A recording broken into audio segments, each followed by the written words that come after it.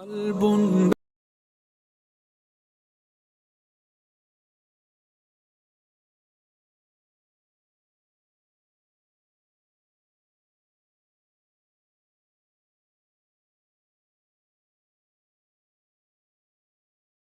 يا محمد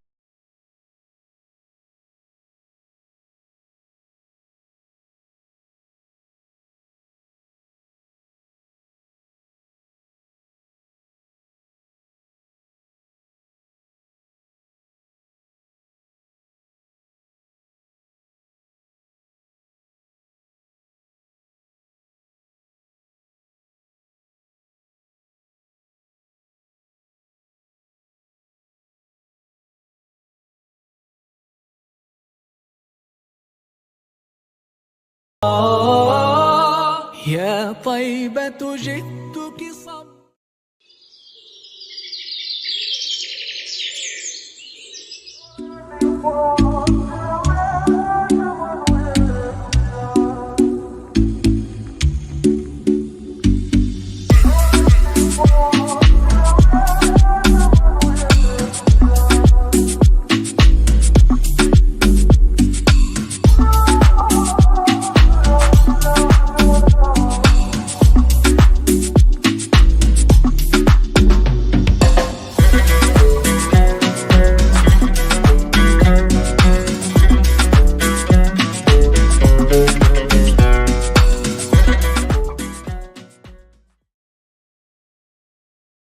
Sekarang aku kemana-mana tuh udah nggak pernah skincarean yang aneh-aneh lagi. Jadi aku tinggal bawa ini kemanapun aku pergi. Dan sekarang aku udah nggak pernah nemuin masalah-masalah kulit. Kalau jerawat tuh paling pas hormonal aja. Terus juga memang argan oil ini punya kandungan 100% argan oil sehingga dia tuh alami.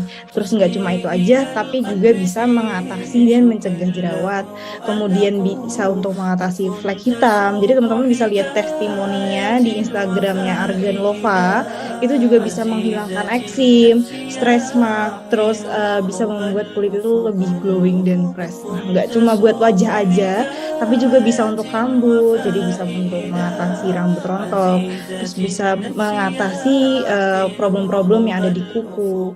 Dan nggak hanya perempuan aja yang bisa pakai, tapi juga laki-laki. Jadi memang argan oil ini bisa dibeli dengan harga 105.000.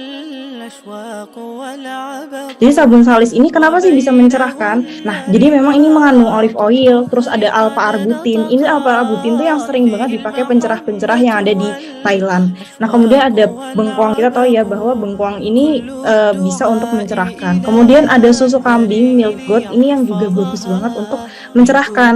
Nah, yang terakhir adalah glutathione. Jadi glutathione itu benar-benar bagus juga untuk mencerahkan kulit. Jadi sering banget ya kita bisa melihat pencerah-pencerah kulit itu kan menggunakan ingredients glutathione, alpha arbutin, terus ada milk goat tadi. Nah, ini tuh bayangkan seluruh kandungan itu ada di dalam satu produk gitu.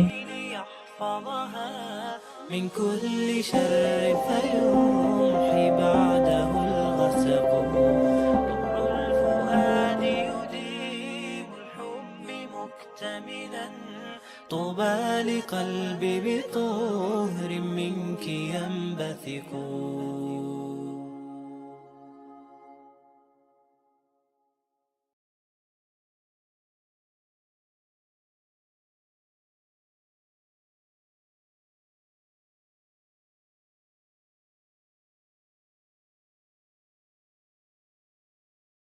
مشاعر الحب في الرحمن تأتلق، تصغي إلى القلب فيه شوق له ألق. مشاعر الحب في الرحمن تأتلق، تصغي إلى القلب فيه شوق له ألق. لطف تسوق حكاية الوفاء إلى عزيزة النفس يا قلب بالحق تعلق، وبغار حراء تألق. يبكي يسأل خالقه، فأتاه الوحي فأشرق. اقرأ اقرأ يا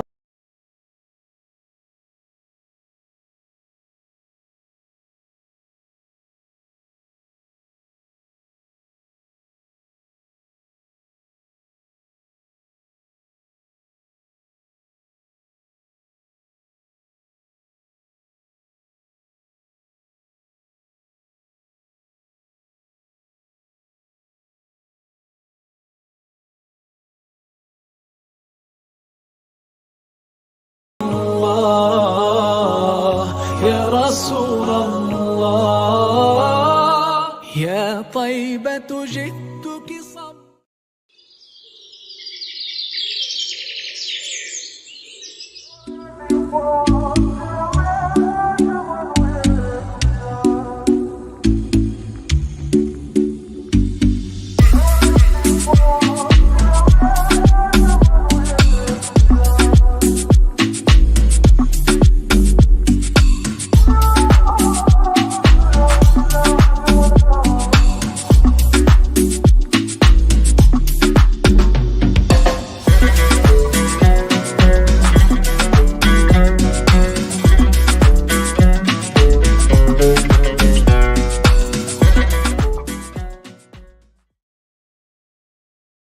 Sekarang aku kemana-mana tuh udah nggak pernah skincarean yang aneh-aneh lagi. Jadi aku tinggal bawa ini kemanapun aku pergi. Dan sekarang aku udah nggak pernah nemuin masalah-masalah kulit. Kalau jerawat tuh paling pas hormonal aja. Terus juga memang argan oil ini punya kandungan 100% argan oil, sehingga dia tuh alami. Terus nggak cuma itu aja, tapi juga bisa mengatasi dan mencegah jerawat. Kemudian bisa untuk mengatasi flek hitam. Jadi teman-teman bisa lihat testimoninya di Instagramnya Argan Lova.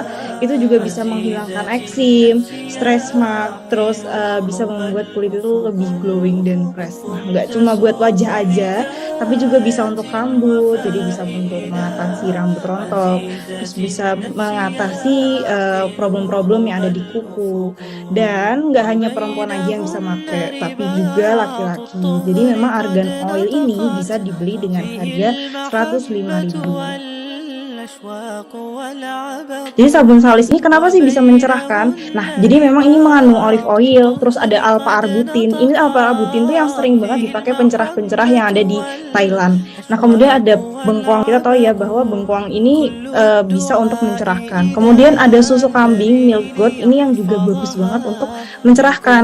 Nah, yang terakhir adalah glutathione. Jadi glutathione itu benar-benar bagus juga untuk mencerahkan kulit. Jadi sering banget ya kita bisa melihat pencerah-pencerah kulit itu kan menggunakan ingredients glutathione, alpha-arbutin, terus ada milk goat tadi. Nah, ini tuh bayangkan seluruh kandungan itu ada di dalam satu produk gitu.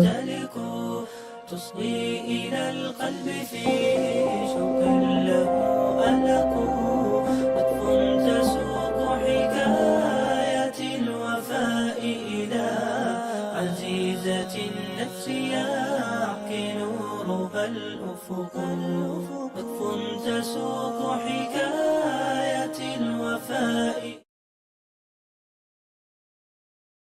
مشاعر الحب في الرحمن تأتلق تصغي إلى القلب في شوق له ألق مشاعر الحب في الرحمن تأتلق تصغي إلى القلب في شوق له ألق لطف تسوق حكاية الوفاء إلى عزيزة النفس يعقل ربى الأفق لطف تسوق حكاية الوفاء إلى عزيزة النفس يعقل ربى الأفق وبينهن رباط الطهر قد نطقت فيه المحبة والأشواق والعبق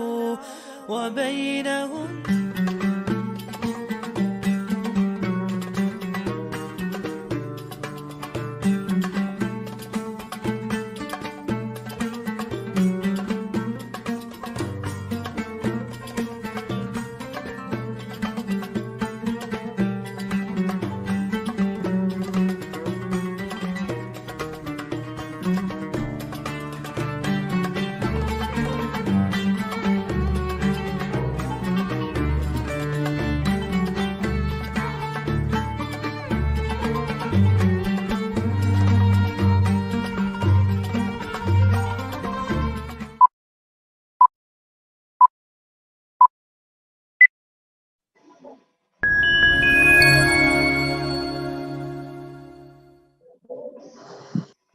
Acara ini dipersembahkan oleh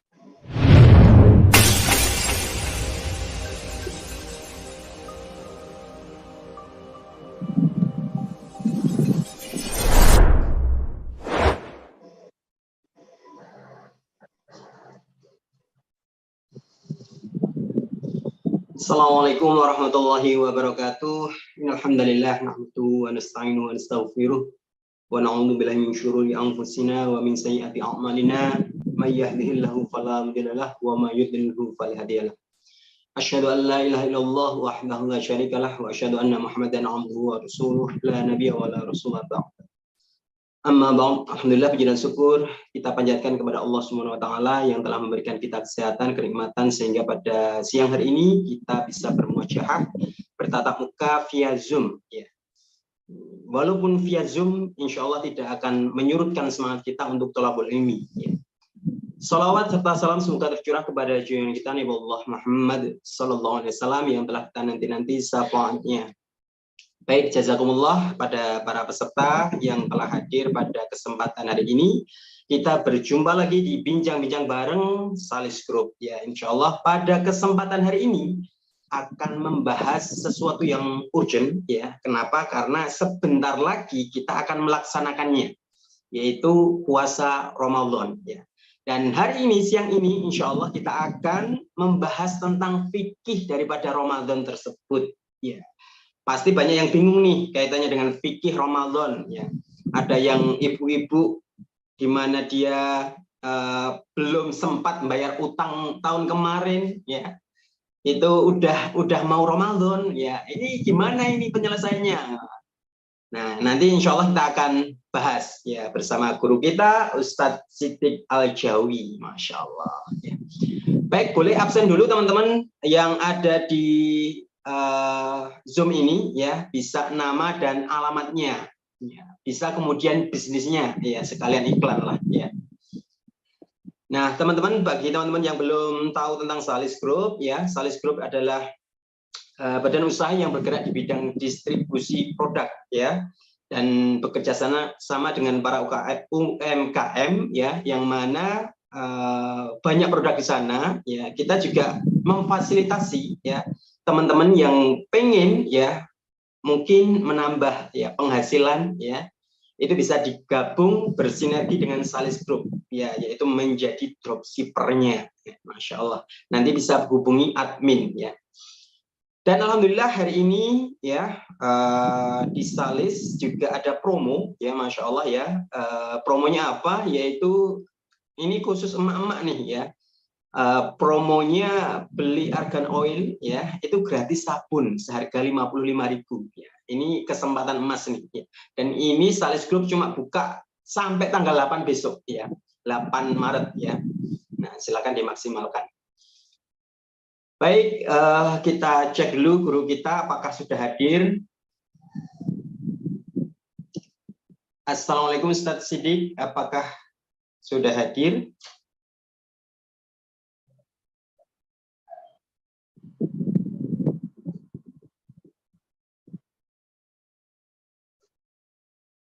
Oh, sepertinya belum. Kita tunggu dulu ya. Saya bacakan dari chat dari teman-teman. Assalamualaikum, Ummu Ratwa dari Goa, ya, Sulawesi Selatan. Ya, belum punya usaha. Nah, ini saya sarankan gabung di Salis Group nih ya. Jadi dropshippernya, Masya Allah. Kita alhamdulillah sudah punya sekitar 25 produk ya, dan akan terus bertambah ya. Nah, teman-teman kalau misal ya belum punya bisnis, kebingungan bisnis, itu bisa jadi dropshipper Salis Group. Atau bahkan bisa jadi agen ya, Masya Allah ya. Nanti bisa dihubungi admin ya, hubungi admin di grup-grup bincang-bincang bareng ya. Biasanya di sana ada adminnya, ada tertera nomornya, silahkan hubungi ya. Kemudian dari Assalamualaikum warahmatullahi wabarakatuh. Waalaikumsalam warahmatullahi wabarakatuh. Sidoarjo hadir, Masya Allah. Ini yang masih yang memegang rekor dari Sulawesi ya, yang paling jauh ya. Biasanya kalau dari Australia juga ada ya, tapi nggak tahu ini apakah hadir tidak ya. Assalamualaikum warahmatullahi wabarakatuh. Waalaikumsalam warahmatullahi wabarakatuh. Alhamdulillah Jember hadir, Masya Allah. Kemudian dari Depok hadir ya, Bantul Jogja hadir, Masya Allah ya, ini jamaah tetap, Masya Allah. Barokallah, semoga apa yang kita usahakan hari ini ya termasuk hadirnya kita dalam majelis thalabul ilmi itu dicatat oleh Allah Subhanahu wa taala sebagai pahala yang mengalir ya. Masya Allah. Dari Melati hadir ya. Assalamualaikum, mau tanya, argan oil untuk apa saja ya? Wah, banyak sekali ya. Kalau argan oil itu bisa untuk kecantikan, bisa untuk kesehatan. Nah, bahkan baru-baru ini penelitian itu diuji cobakan kalau argan oil untuk kesehatan, yaitu diuji cobakan kepada ini hewan ya. Ternyata di sana ada berbagai macam manfaat ya. Salah satunya ternyata argan oil itu untuk kesehatan ya. Itu bisa untuk kanker ya. Terus kemudian kalau teman-teman punya itu apa? Semacam kayak penyakit kulit ya. Gatal-gatal ya, itu bisa ya. Kemudian banyak sekali ya, kemarin ada uji cobanya ya, diuji cobakan kepada hewan dan ternyata bagus ya untuk argan ini. Nah, kalau di saya sendiri itu lebih cenderung ya, kebanyakan yang beli para emak-emak ini ya untuk kecantikan ya. Apa manfaatnya? Yang pertama untuk eksim bisa, kemudian untuk melembabkan wajah ya, agar kemudian tidak kering kerontang ya, itu bisa dilembabkan dengan argan oil ya. Kemudian bisa untuk jerawat ya, kemarin sudah ada testingnya banyak sekali, bahkan ada yang sempat ngirim fotonya before after, Masya Allah ya. Ini juga ternyata kualitas daripada argan oil walaupun kecil mungil, tapi Masya Allah kualitasnya luar biasa ya. Terus bisa juga anti flek hitam ya, jadi bisa membantu mengurangi flek hitam yang ada di wajah ya. Kemudian penuaan dini ya, bukan berarti kemudian kita aslinya tua terus kemudian tidak tua, itu enggak gitu ya. Tapi kadang-kala kan ada ya wajah-wajah yang harusnya masih muda tapi kok kelihatan keriput, mungkin karena stres mikirkan beban ya, beban hidup ya, atau yang lagi jomblo beban jodoh misalnya. Nah, itu biasanya ada penuaan dini ya. Nah, itu bisa insya Allah bisa diatasi dengan argan oil ya. Dan masih banyak lagi sebenarnya ya, kalau teman-teman silakan berkunjung ke Argan Lova atau kemudian akunnya Salis Group Official, di sana di edukasi tentang argan oil ya, banyak sekali. Lanjut, kita cek dulu apakah guru kita sudah hadir.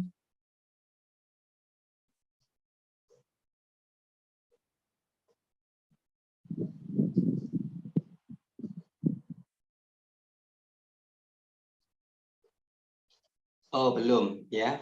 Kita lanjut baca chat dulu. Masya Allah. Bisa juga sambil berdoa. Kenapa? Ketika majelis ilmu menunggu guru itu kesempatan emas untuk berdoa ya. Nah, kalau di sini hujan deras juga ya, hujan ya. Di sini di Jogja ya, Allahumma shayban nafi'an, semoga hujan ini bermanfaat. Dan yang teman-teman yang mungkin belum punya jodoh bisa berdoa minta pada Allah jodohnya, jodoh yang soleh ya, yang cowok ya, yang soleha ya. Terus yang belum punya pekerjaan minta ya sama Allah ya. Kenapa? Waktu mustajab. Saya akan lanjutkan untuk yang sudah absensi ya. Melati hadir, Masya Allah, ini dekat juga ya, daerah Jogja. Assalamualaikum, waalaikumsalam. Tuban, Jawa Timur hadir, Tad, Masya Allah, barakallah. Kabupaten Tangerang hadir. Sleman hadir, Masya Allah. Deni hadir. Assalamualaikum. Tutur Pasuruan hadir, Masya Allah. Assalamualaikum, waalaikumsalam. Ummu Habib ya, dari Kudus. Aktivitas jualan online, Masya Allah, semoga laris manis. Terus kemudian di Jember ya, masih mendung, Ustaz, Masya Allah ya. Ternyata juga musim penghujan masih terus ya. Baik, alhamdulillah ini sepertinya guru kita sudah hadir pada kesempatan siang hari ini ya. Sebelum kita mulai dengan beliau ya, ini silakan siapkan catatan ya, siapkan poin ya untuk mencatat yang penting-penting ya. Karena kalau teman-teman pengen melihat keseluruhan biasanya kita rekam ya di via YouTube ya, nanti bisa dilihat siaran ulangnya. Baik, mari sebelum kita mulai, kita buka terlebih dahulu dengan baca Ummul Kitab Al-Fatihah. Alhamdulillahirrahmanirrahim. Iyyaka na'budu wa iyyaka nasta'in. Shiratal mustaqim. Shiratal ladzina Alhamdulillah, semoga dengan bacaan Ummul Kitab tadi dapat membawa barokah pada kesempatan siang hari ini ya, dan alhamdulillah masya Allah guru kita sudah hadir. Assalamualaikum Ustaz. Waalaikumsalam warahmatullahi wabarakatuh. Sehat Ustaz? Alhamdulillah sehat walafiat. Masya Allah ya. Ini walaupun saya itu di Jogja ya, dekat dengan beliau ya, tapi kadang-kala sulit untuk bertemu dengan beliau, Masya Allah, karena kesibukan beliau yang luar biasa ya. Tapi alhamdulillah hari ini ya beliau sempatkan hadir di tengah-tengah teman-teman sekalian ya di acara bincang-bincang bareng Salis Group ya. Insya Allah pada hari ini kita akan membahas tentang fikih Ramadan ya. Insya Allah dalam 1 jam ya beliau akan memaparkan materi. Nanti teman-teman siapkan pertanyaan ya, yang mana insya Allah akan dijawab setelah materi usai ya. Nah, kaitannya dengan fikih Ramadan ya. Jadi jangan melebar ke Idul Fitri ya, karena biasanya waktunya nggak cukup ya. Nah, bisa nanti kemudian di kesempatan lain waktu ya. Baik, untuk agar menambah kekhusyuan ya, mungkin kita langsung saja ke Ustadz Siddiq Al-Jawi ya. PPT-nya sudah siap ya Ustadz ya? Ya, insya Allah. Masya Allah. Baik, waktu dan tempat kami persilakan. Monggo Ustadz, tafadhol. Baik, bismillahirrahmanirrahim. Alhamdulillahirabbil alamin. Wassalatu wassalamu ala asyrafil anbiya'i wal mursalin sayyidina wa maulana Muhammad wa ala alihi wa sahbihi ajma'in, amma ba'du. Alhamdulillah, rekan-rekan Sales Group yang berbahagia. Alhamdulillah pada kesempatan kali ini saya bisa bertemu dengan rekan-rekan semua untuk mengisi kajian fikih Ramadan ya. Nah, fikih Ramadan yang dimaksud ini khusus tema kita pada siang hari ini sesuai dengan yang sudah saya tampilkan di layar. Belum mengkodok puasa tetapi Ramadan kok sudah datang lagi. Nah, ini bagaimana kita solusinya ya. Nah, jadi ini sebenarnya ada pertanyaan yang terkait dengan persoalan ini. Ada beberapa pertanyaan, tapi sebentar ini pertanyaannya kayaknya ketinggalan, enggak ditulis ya, sebentar ini saya cari dulu. Jadi ini tulisan saya buat dalam rangka menjawab pertanyaan beberapa orang yang ada ya mereka sudah mau masuk Ramadan tapi kok masih ada utang puasa. Nah, ini bagaimana? Sebentar ya. Ini ada yang belum di-copy kayaknya. Ya, dari ini saya tambahkan, harusnya ini ada sebentar.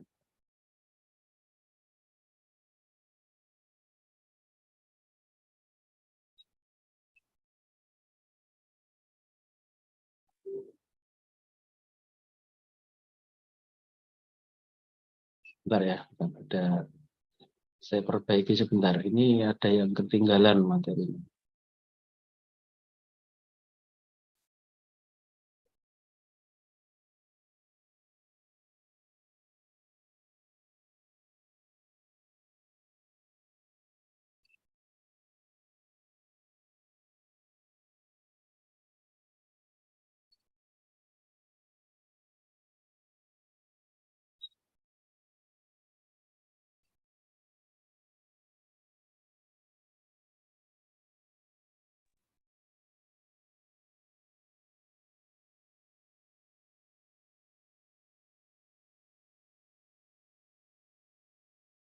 Karena tambahkan tapi ternyata ada yang belum masuk.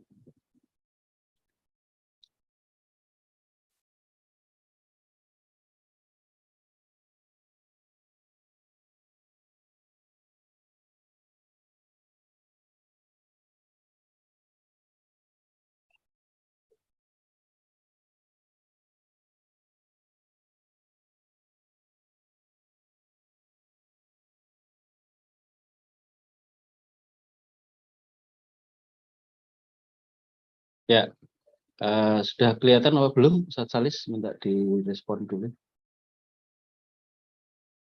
Sudah, Ustaz. Ya, ini tuh ada pertanyaan sebenarnya, tapi ini tadi ketinggalan. Jadi ada pertanyaan, bagaimana cara mengkodok puasa yang ditinggalkan? Masalahnya belum sempat saya mengkodok, ternyata bulan puasa sudah tiba kembali. Nah, ini ada penanya. Kemudian yang kedua, Ustadz kalau belum bayar utang puasa tahun kemarin, tapi sudah ketemu Ramadan lagi, bagaimana hukumnya? Ini ada tulisan hamil. Oke. Nah, oke ya. Jadi ini tulisan saya ada pertanyaan mungkin. Nah, ini jawabannya, Nah, jadi ini jawabannya. Barang siapa yang belum mengkodok puasa Ramadan yang lalu, kemudian sudah datang lagi Ramadan berikutnya, maka ini harus dilihat dulu alasannya. Kenapa kok melakukan penundaan atau takhir ya untuk mengkodok puasa itu. Jadi harus dilihat dulu alasannya, apakah ada uzur syar'i, alasan yang dibenarkan syariah atau tidak.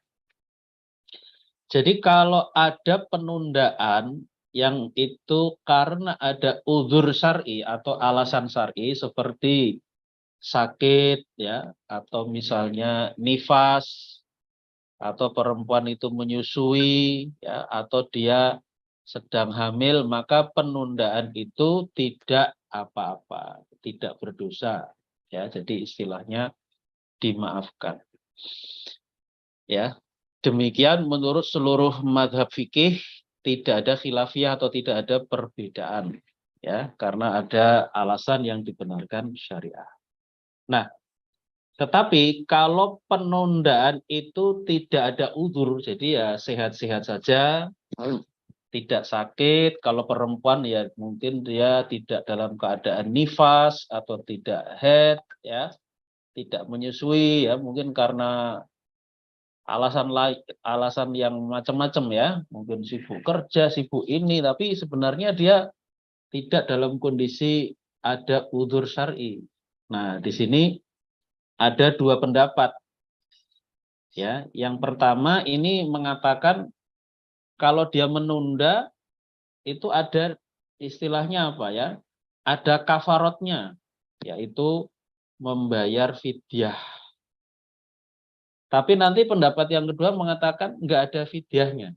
Ya tidak ada fidyah, ya dia berdosa tapi tidak ada fidyah. Fidyah itu memberikan beras kepada orang miskin ya sesuai dengan jumlah hari dia nggak puasa. Ya. Nah ini kalau pendapat pertama ini yaitu pendapat Imam Malik, Imam Ats-Tsauri, Imam Syafi'i dan Imam Ahmad. Orang itu tetap wajib mengkodok ya. Nah tapi di samping itu dia membayar fidyah. Nah gitu.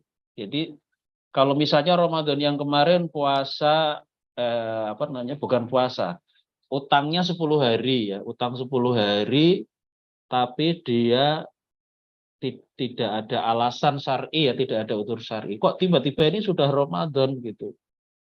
Nah, nanti tetap mengkodok, misalnya waktunya mepet tidak sempat mengkodok, nanti tetap mengkodok pada kesempatan berikutnya setelah Ramadan, setelah Idul Fitri dia mengkodok plus membayar fidyah. Nah, gitu ini menurut pendapat pertama. Fidyahnya itu kalau untuk 1 hari tidak berpuasa, 1 hari utang ya, itu adalah beras satu mud itu sekitar 600 gram. Jadi 600 gram itu untuk satu hari. Berarti kalau 10 hari ya berarti tinggal dikalikan 6.000 gram, berarti 6 kilo beras ya. Nah, ini kalau menurut pendapat yang pertama. Nah, pendapat yang pertama ini lalu dibagi lagi. Ada yang mengatakan fidyahnya ini berulang, sesuai berulangnya Ramadan. Tapi ada ulama lain, fidyahnya tidak berulang, tapi sekali saja. Jadi misalnya gini, Ramadan yang kemarin itu utang 10 hari, ya 10 hari.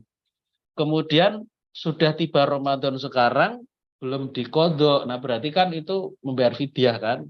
Nah, kalau misalnya nih pada tahun berikutnya ini belum dikodok juga, utangnya belum disaur istilah Jawanya. Ya. Ketemu Ramadan lagi, berarti kan sudah 2 kali menunda. Nah, kalau 2 kali menunda itu kalau menurut ulama mazhab Syafi'i, fidyahnya itu 2 kali lipat. Kan awalnya 10 ya, 10 hari. Nah, harusnya kan cukup 10 dikali 600 gram. Tapi kalau berulang Ramadan berikutnya juga belum dikodok, ya berarti dikalikan 2 ya.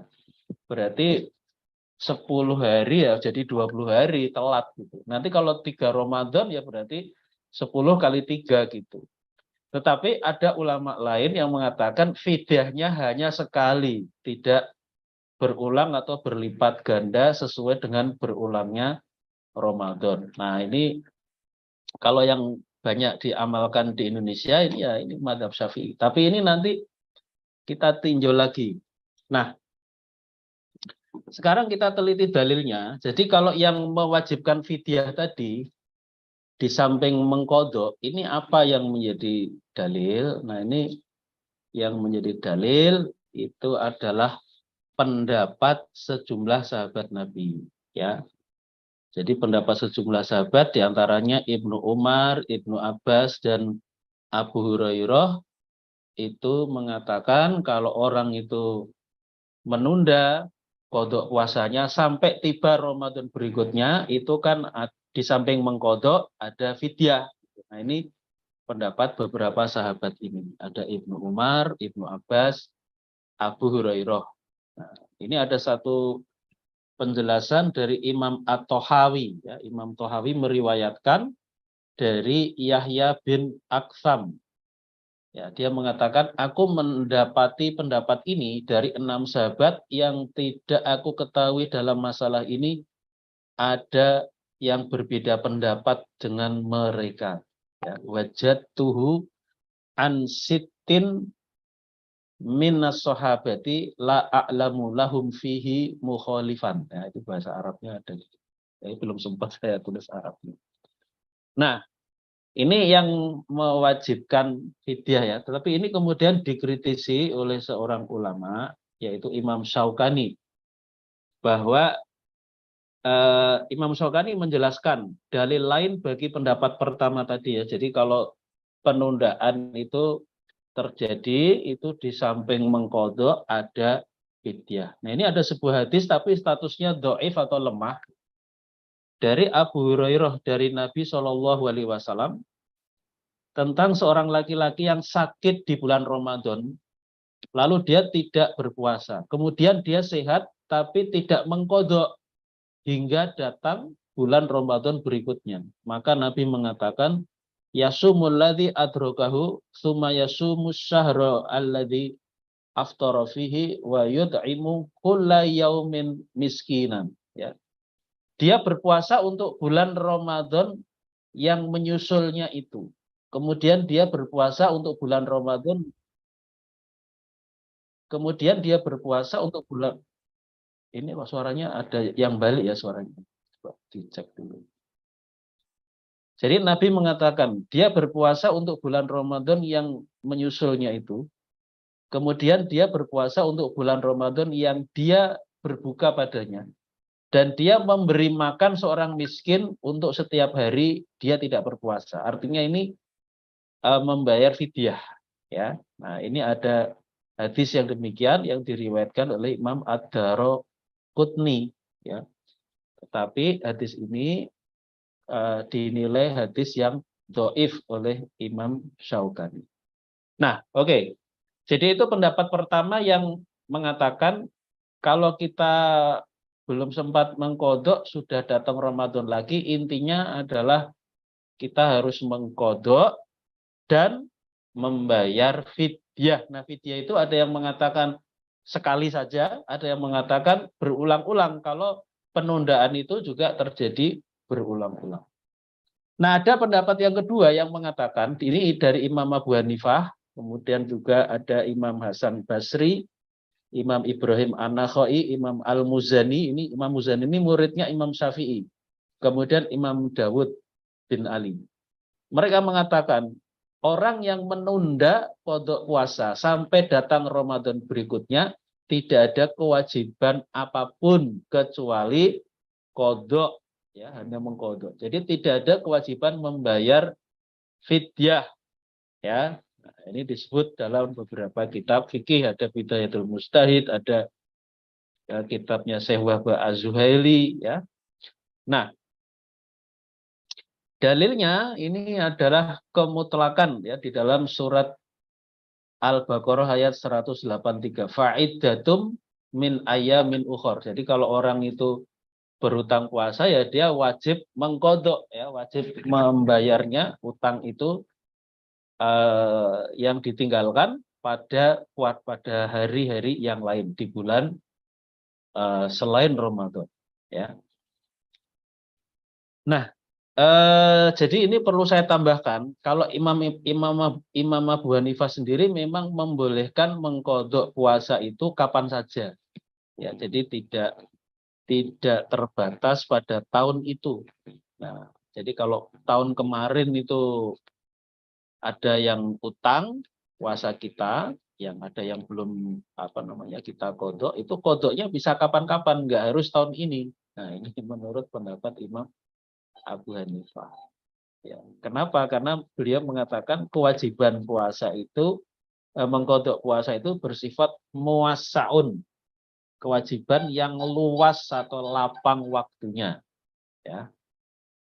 Nah, sedangkan menurut jumhur atau mayoritas ulama, yang ini yang menurut saya lebih tepat, ya. Jadi kalau utang puasa pada Ramadan yang lalu itu, ya waktu untuk mengkodoknya itu ya tahun ini, tidak boleh lebih dari tahun ini, gitu, ya.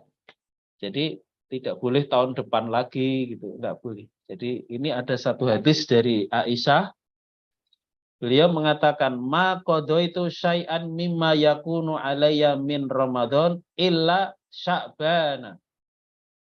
Ya.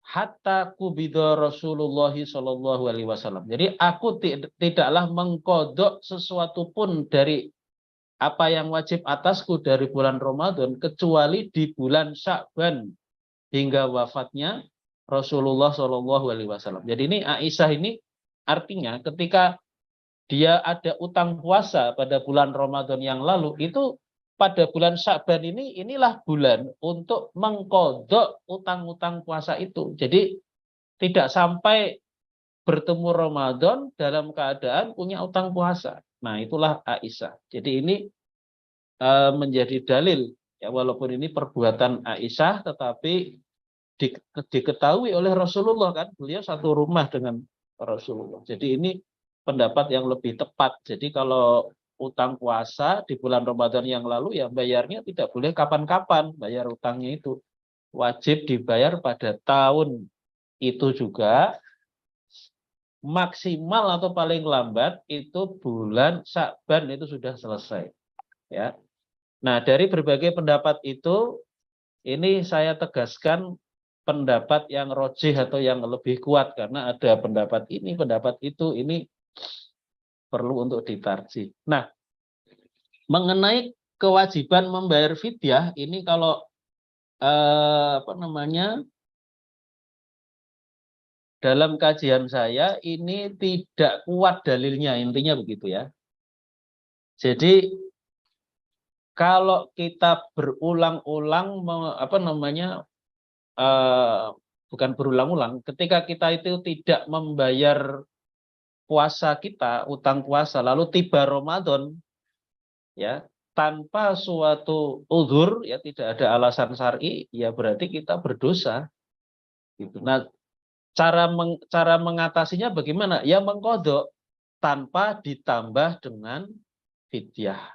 Nah, di sini ada keterangan dari beberapa ulama yang saya kutip, mengapa kok tidak ada kewajiban membayar fidyah ini kalau di dalam kitabnya Syekh Mahmud Abdul Latif Uwaidoh Al-Jami' li Ahkamis Syiyam, beliau mengatakan kenapa tidak ada kewajiban fidyah? Karena kewajiban membayar fidyah bagi orang yang menunda qada Ramadan hingga masuk Ramadan berikutnya ini membutuhkan adanya dalil yang khusus dari nas-nas syara. Padahal tidak ditemukan nas yang layak menjadi dalil kewajiban fidyah. Nah, kemudian mengenai hadis yang dipakai tadi dari Abu Hurairah dari Rasulullah bahwa ada laki-laki tadi ya yang menunda, kemudian Rasulullah mengatakan dia wajib mengkodok dan memberi makan orang miskin. Ini oleh Imam Syaukani dikatakan bahwa hadis itu bukan termasuk hadis yang sahih ya. Jadi intinya hadisnya lemah atau dhaif. Ya. Nah, jadi kalau fidyah ini kalau menurut pendapat yang lebih kuat dalam kajian saya itu tidak layak atau tidak kuat menjadi dalil. Lalu bagaimana dengan perkataan sahabat?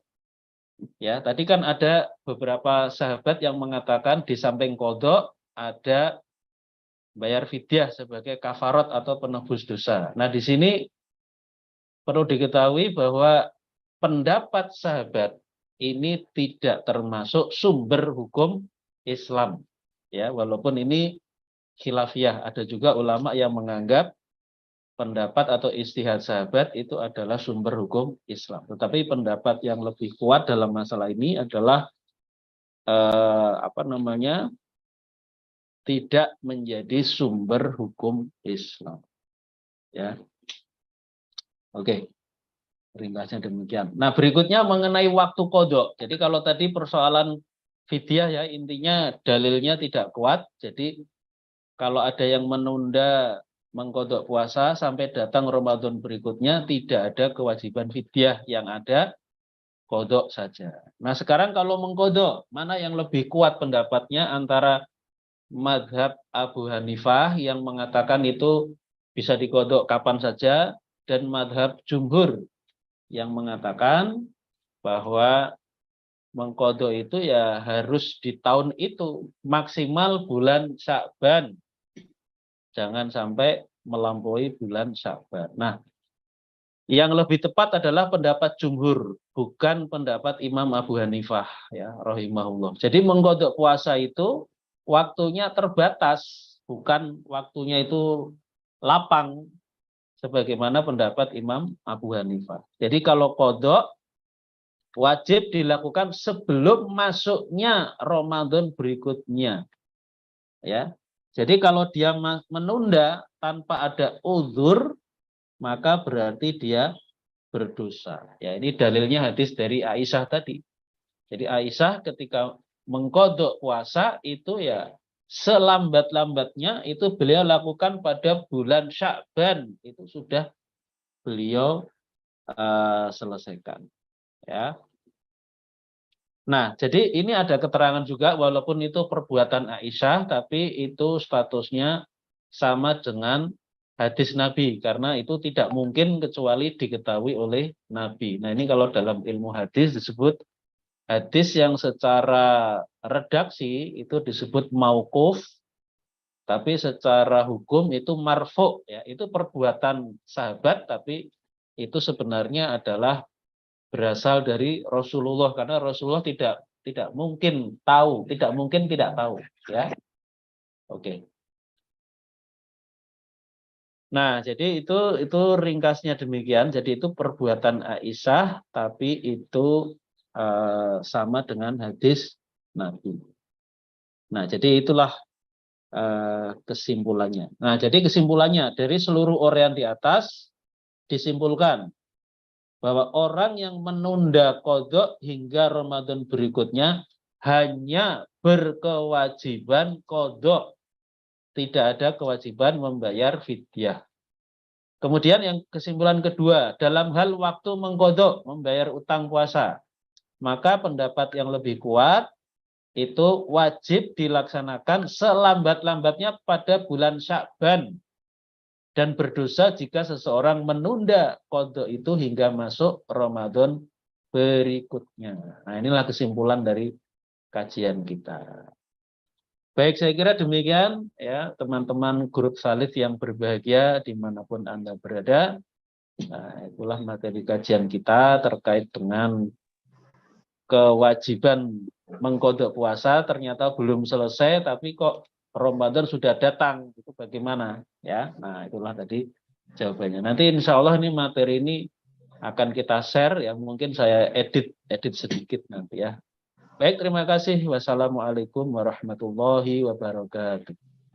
Waalaikumsalam warahmatullahi wabarakatuh. Masya Allah ya, singkat, padat dan jelas ya apa yang beliau sampaikan ya, sehingga insya Allah bisa menambah wawasan kita dalam melaksanakan puasa ya, dimana kadang memang problem emak-emak atau ibu-ibu itu belum sampai udah mau Ramadan lagi tapi ternyata masih punya utang ya.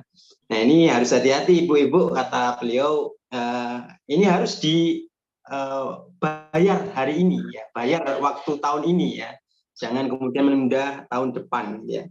Nah, tentu saja banyak sekali yang pertanyaan yang masuk ya. Ini sudah ada yang raise hand juga ya. Tapi untuk sesi tanya jawab nanti akan kita buka setelah yang mau lewat ini, insyaallah.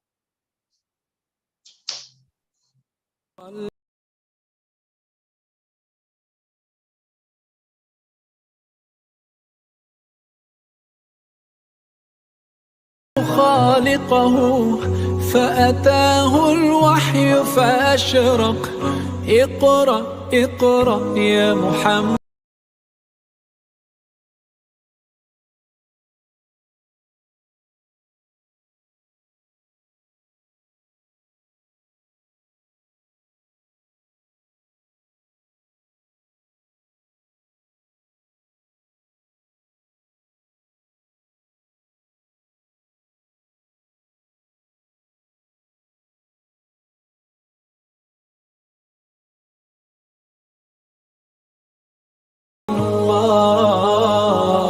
يا رسول الله يا طيبة جئتك صبرا.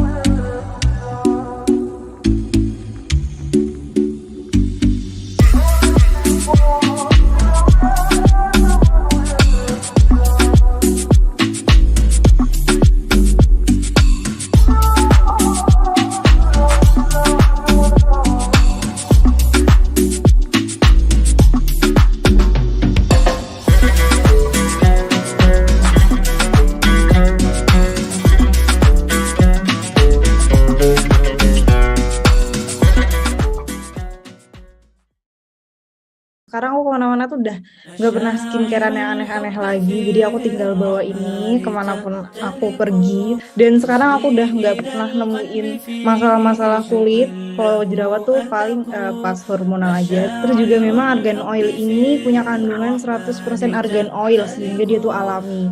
Terus nggak cuma itu aja, tapi juga bisa mengatasi dan mencegah jerawat. Kemudian bisa untuk mengatasi flek hitam. Jadi teman-teman bisa lihat testimoninya di Instagramnya Argan Lova. Itu juga bisa menghilangkan eksim, stress mark, terus bisa membuat kulit itu lebih glowing dan fresh. Nah, nggak cuma buat wajah aja, tapi juga bisa untuk rambut, jadi bisa untuk mengatasi rambut rontok, terus bisa mengatasi problem-problem yang ada di kuku. Dan nggak hanya perempuan aja yang bisa pakai, tapi juga laki-laki. Jadi memang argan oil ini bisa dibeli dengan harga 105.000. والأشواق والعبق. Jadi sabun salis ini kenapa sih bisa mencerahkan? Nah, jadi memang ini mengandung olive oil, terus ada alpha-arbutin. Ini alpha-arbutin tuh yang sering banget dipakai pencerah-pencerah yang ada di Thailand. Nah, kemudian ada bengkoang. Kita tahu ya bahwa bengkoang ini bisa untuk mencerahkan. Kemudian ada susu kambing, milk goat, ini yang juga bagus banget untuk mencerahkan. Nah, yang terakhir adalah glutathione. Jadi glutathione itu benar-benar bagus juga untuk mencerahkan kulit. Jadi sering banget ya kita bisa melihat pencerah-pencerah kulit itu kan menggunakan ingredients glutathione, alpha-arbutin, terus ada milk goat tadi. Nah, ini tuh bayangkan seluruh kandungan itu ada di dalam satu produk gitu. من كل شر فيمحي بعده الغسق.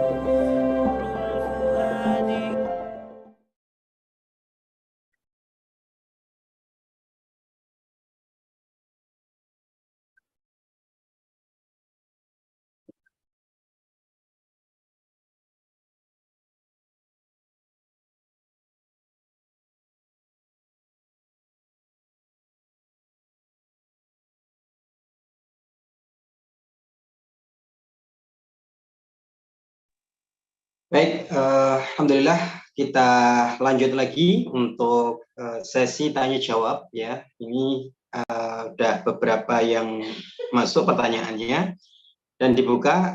Bagi yang belum mungkin menuliskan pertanyaan, silakan dituliskan di kolom chat ya, atau bisa raise hand ya.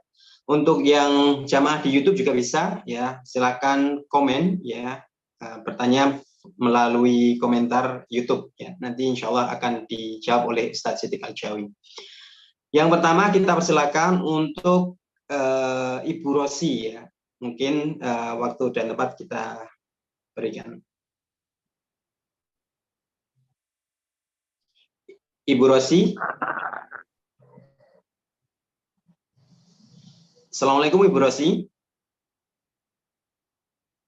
Itu belum di-unmute, Bu. Itu di-unmute dulu suaranya biar terdengar.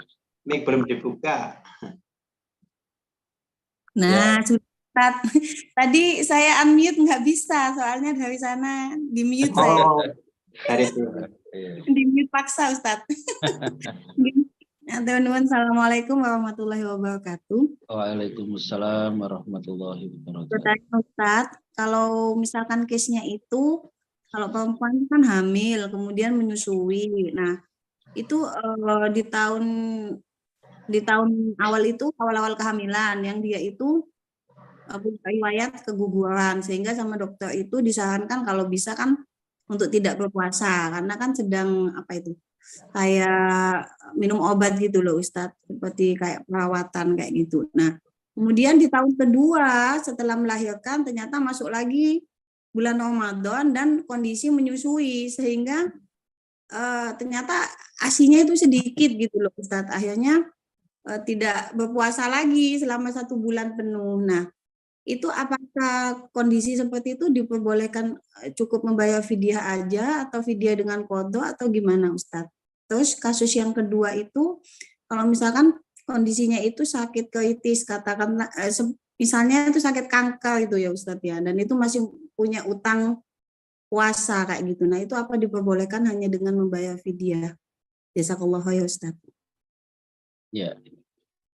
Ya, jadi terima kasih Bu Rosi ya. Jadi ada 2 pertanyaan. Yang pertama, bagaimana dengan kasus seorang ibu-ibu yang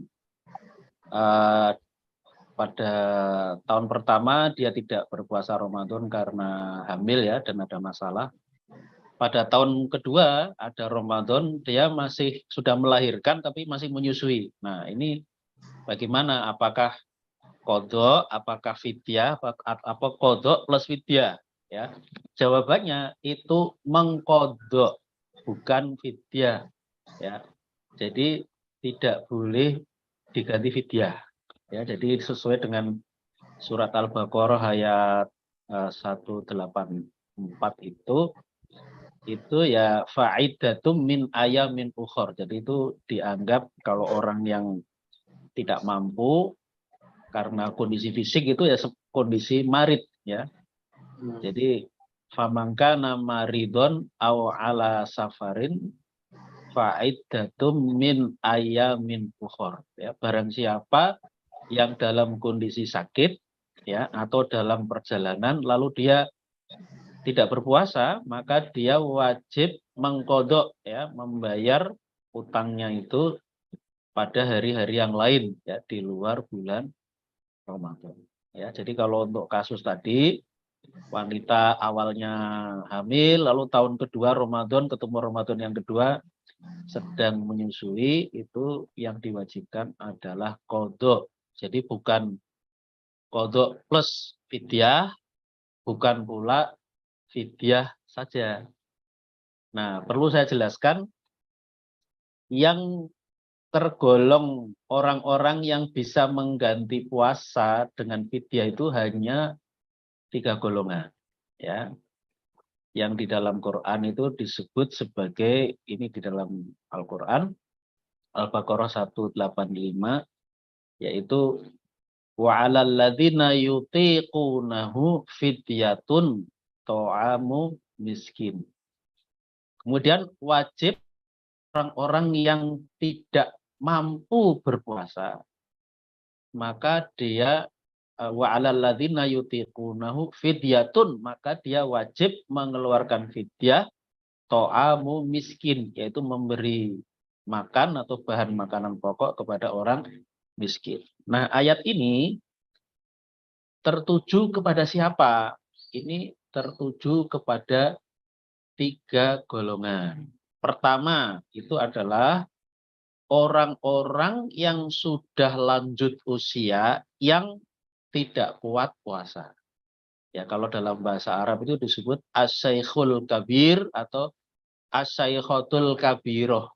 Jadi orang yang sudah lanjut usia yang tidak kuat puasa. Jadi kalau orang yang itu masih lanjut usia, misalnya 65 tahun tapi masih kuat puasa, ini ya wajib tetap wajib puasa. Tapi kalau orang itu sudah misalnya 60 tahun ke atas, terus ketika mau puasa ini mesti lemes, nggak kuat. Nah, ini yang seperti ini yang golongan pertama yang membayar fidyah. Ya, jadi fidyah ini ditujukan untuk orang lanjut usia yang sudah tidak kuat puasa. Ya, jadi ini yang pertama. Kemudian yang kedua itu adalah untuk orang yang sakit yang tidak bisa diharap sembuh ya sakitnya itu. Nah, sakit ini kalau menurut ulama fikih ini ada 2. Satu, sakit yang bisa diharapkan sembuh. Ya. Nah, kalau sakit itu bisa diharap sembuh, itu tidak boleh dia mengganti dengan fidyah. Ya. Misalnya ketika sedang puasa Ramadan, di Ramadan ini dia sakit, misalnya katakanlah tekanan darah rendah yang parah misalnya ya, atau misalnya ada gangguan lambung dan sebagainya, atau karena penyakit emah dan macam-macam, tapi intinya penyakit-penyakit itu bisa sembuh. Maka yang seperti ini orang yang sakit ini mengganti puasa yang ditinggalkannya itu dengan qadha. Tidak boleh diganti dengan fidyah karena sakitnya ini bisa diharap sembuh. Nah, ada sakit yang kedua, yaitu sakit yang tidak bisa diharap sembuh. Ya, contohnya misalnya ada orang yang sakit mungkin diabetes mellitus ya, penyakit gula yang dia tidak bisa sembuh, dan ketika dia puasa nggak kuat ya. Puasanya sakitnya itu tergolong sakit yang tidak bisa sembuh, atau yang termasuk kanker yang sangat parah yang sudah tidak bisa diharap sembuh lagi, ini juga termasuk yang golongan kedua yang boleh mengganti puasa dengan fidyah. Ya, jadi ini golongan kedua yang dibolehkan mengganti puasa dengan fidyah itu adalah mereka-mereka yang sakit ya, yang sakitnya itu tidak bisa diharapkan sembuh. Nah, itu dia boleh mengganti puasanya itu dengan fidyah. Nah, ini sekaligus menjawab pertanyaan yang kedua. Kalau ada orang sakit kanker ya, kalau masih kuat puasa ya puasa, karena kanker itu kan macam-macam ya tingkat keparahannya. Tapi kalau sampai kepada tingkat yang sangat parah, ya tidak wajib puasa, dan dia membayarnya bukan mengkodok ya, tetapi dengan fidyah karena tergolong kepada sakit yang tidak bisa diharap sembuh. Ya, beda dengan penyakit-penyakit yang masih bisa diharap sembuh, itu ketika tidak puasa itu menggantinya dengan kodok, bukan dengan fidyah. Nah, itu golongan yang kedua. Nah, golongan ketiga yang dibolehkan mengganti puasa itu dengan fidyah itu adalah orang yang meninggal dunia dalam keadaan punya utang, ya masih punya utang puasa, dan keluarganya ini menggantinya dengan fidyah itu boleh, ya meskipun ada pilihan lain. Jadi kalau kita punya keluarga, misalnya ayah kita atau ibu kita meninggal dunia dalam keadaan punya utang puasa, misalnya seminggu sebelum meninggal ini nggak puasa ya. Nah, masih utang kan seminggu. Nah, ini bagaimana keluarganya itu memberikan solusi. Nah, itu solusinya itu ada dua pilihan. Pilihan pertama berpuasa untuk ayahnya atau ibunya itu. Jadi ibaratnya itu utang kewajiban orang tua, tapi utangnya itu dibayar sama anaknya. Nah, itu ini yang pertama itu bisa ya. Dalam hadis Rasulullah mengatakan man mata wa alaihi siyamu soma anhu waliyuhu. Man barang siapa mata yang mati wa alaihi siyamun, sedangkan dia masih punya kewajiban puasa, soma anhu waliyuhu, maka keluarganya yang membayar puasanya itu ya. Nah, jadi ini pilihan yang pertama. Jadi pilihan yang pertama, kalau ada ayah kita meninggal misalnya atau ibu kita meninggal dalam keadaan punya utang puasa, maka anak-anaknya misalnya ya itu bisa memilih berpuasa untuk membayar utang puasa ayahnya atau ibunya yang sudah meninggal. Ini pilihan pertama.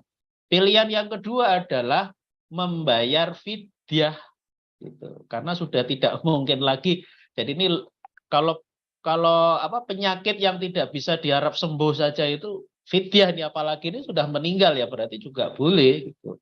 Ya.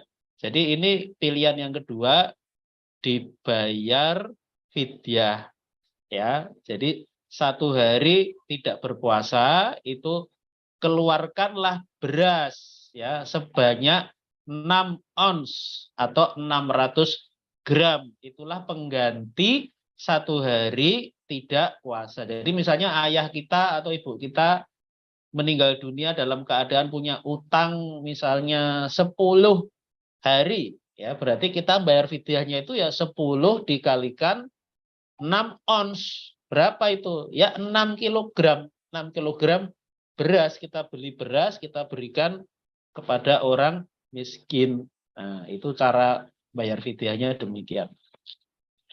Jadi seperti itu ya. Adapun kalau untuk wanita yang haid atau menyusui itu sebenarnya tidak ada fidyah. Jadi tidak boleh diganti fidyah ya.